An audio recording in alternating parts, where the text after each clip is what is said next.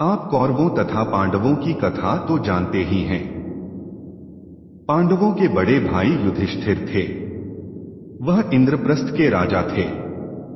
युधिष्ठिर ने वहां एक ऐसा महल बनवाया था जो कि बहुत ही सुंदर और अद्भुत था। उस महल की विशेषता यह थी कि उसमें जल और स्थल में अंतर ही नहीं दिखाई देता था।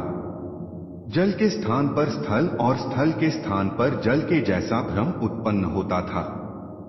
उस महल में किसी द्वार की ओर देखने पर ऐसा लगता था कि बाहर तो बहुत मनोरम दृश्य है, परंतु वहां जाकर पता चलता कि वह तो एक दीवार है तथा जहां द्वार दीवार जैसी दिखाई देती थी, वहां बाहर जाने का द्वार होता था।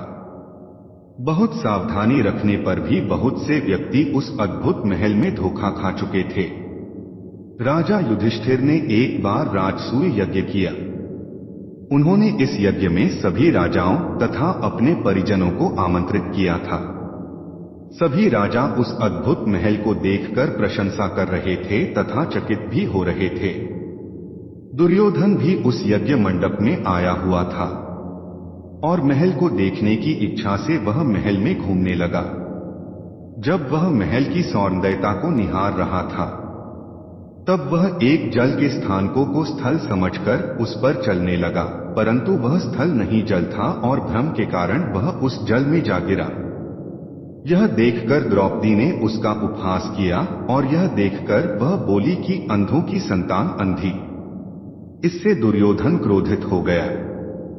यह बात उसके हृदय में बाण के समान लगी। उसके मन में द्वेष उत्पन्न हो गया और उसने पांडवों से बदला लेने की ठान ली।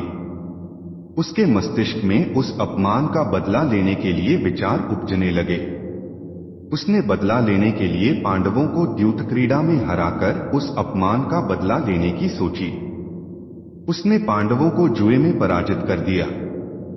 पराजित होने पर प्रतिज्ञानुसार पांडवों को 12 वर्ष के लिए वनवास भुगतना पड़ा। वन में रहते हुए पांडव अनेक कष्टों का सामना कर रहे थे। एक दिन भगवान कृष्ण जब पांडवों से मिलने आए, तब युधिष्ठिर ने इन कष्टों को दूर करने के बारे में उपाय पूछा। तब श्री कृष्ण ने कहा, हे युधिष्ठिर, तुम विधिपूर्वक भगवान विष्णु का व्रत करो, इससे तुम्हारे सारा संकट दूर हो जाएगा और तुम्हारा खोया हुआ राज्य पुनः प्राप्त हो जाएगा। अनंत चतुर्दशी का व्रत भाद्रपद मास में किया जाता है। यह महाविष्णु की पूजा है। इस संदर्भ में भगवान श्री कृष्ण जी ने उन्हें एक कथा सुनाई। प्राचीन काल में सुमंत नाम का एक नेक तपस्वी ब्राह्मण था।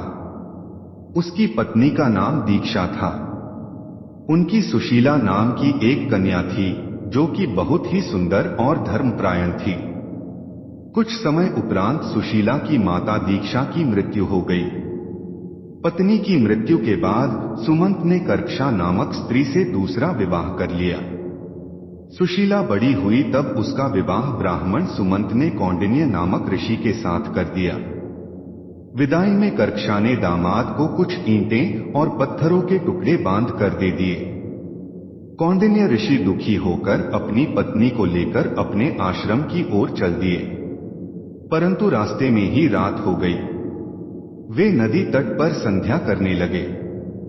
वहीं वन में सुशीला ने बहुत सी स्त्रियों को सुंदर वस्त्र धारण कर किसी देवता की पूजा करते हुए देखा।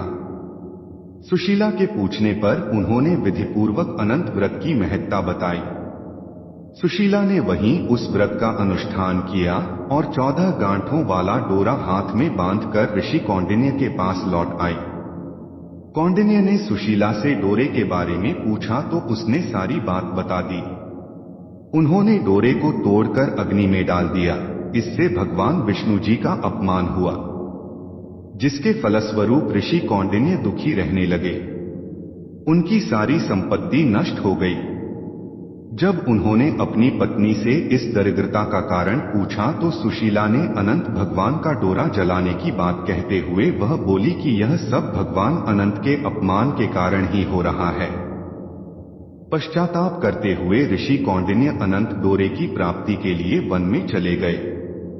वन में कई दिनों तक भटकते भटकते निराश होकर एक वह दिन भूमि पर गिर पड़े। तब अनंत भगवान प्रकट होकर बोले, हे कौंडिन्य, तुमने मेरा तिरस्कार किया था, उसी से तुम्हें इतना कष्ट भोगना पड़ा।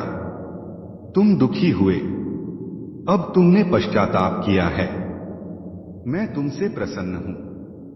अब तुम घर जाकर विधिपूर्वक अनंत भगवान का व्रत करो। 14 वर्षों तक व्रत करने से तुम्हारा दुख दूर हो जाएगा, तुम धन धान्य से संपन्न हो जाओगे। कौंडिन्य ने पूरे विधि विधान के साथ 14 वर्ष तक यह व्रत किया। इस व्रत के करने से उन्हें सारे कष्टों से मुक्ति मिल गई। श्री कृष्ण की आज्ञा से युधिष्ठिर ने भी भगवान अनंत का व्रत किया, जिसके प्रभाव से पांडव महाभारत के युद्ध में विजयी हुए तथा चिरकाल तक राज्य करते रहे। अभी के लिए इतना ही, फिर मिलेंगे एक नए कहानी के साथ। तब तक के लिए नमस्कार।